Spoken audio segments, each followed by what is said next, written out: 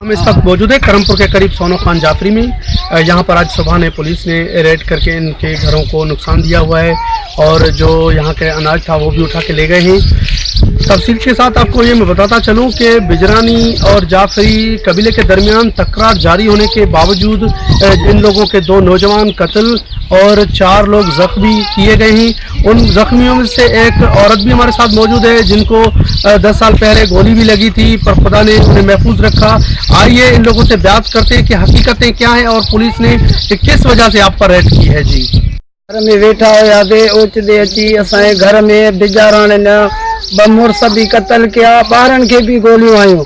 उन्हीं को बावजूद वरी भी रहता असां ते उहे सरेआम घुमनि था बिजाराणी मशीननि सां हथियारनि सां उनखे कुझु ई नथा चवनि। वरी उन्हनि खां बाद मुंहिंजो वॾो भाउ वञे पियो दावत ते, वरी उन्ही खे मारे ऐं असां हाणे भी रहता यको असां ते कंदा अचंदा। असां ग़रीब हारी असां वयूं काॾे शहर खां भी बंदि, हे मासूम बीमार थींदा, असां ज़लील थियूं था, दरबदर थियूं था, असां लाइ ज़ुल्म। वरी सुबुह पुलिस अची करे असांजो जेको अनाज हुयो समूरो असांजो अनाज भी खणी वियो, ॿारनि खे धक्का भी हयूं ऐं असांजे जेके टपर टाड़ी हुया समूरा असांजा खणी विया।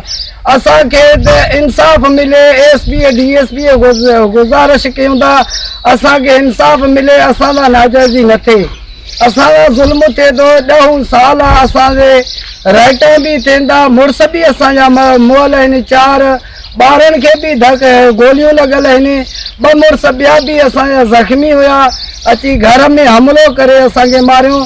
असांखे छाजे करे मारनि था, कहिड़ो हिसाब आहे, असां काॾे वञूं यतीम।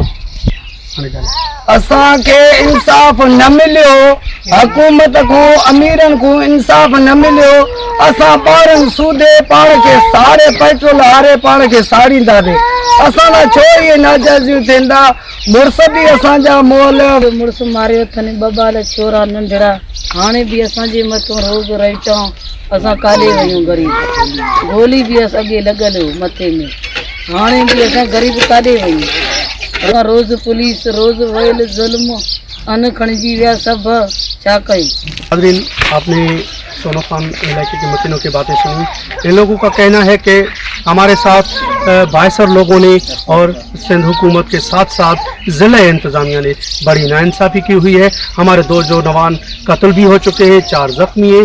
12 साल से ये तकरार जारी है, लेकिन तकरार की आड़ में पुलिस ने हमारे साथ जो जुल्म किया है, ये जुल्म से ज़्यादा हमारे साथ बड़ा नाइंसाफ़ी का रोल अदा कर रही है।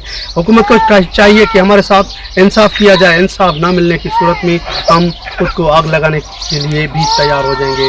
कैमरामैन टीम के साथ सिंगार अली, राज TV न्यूज़, करमपुर।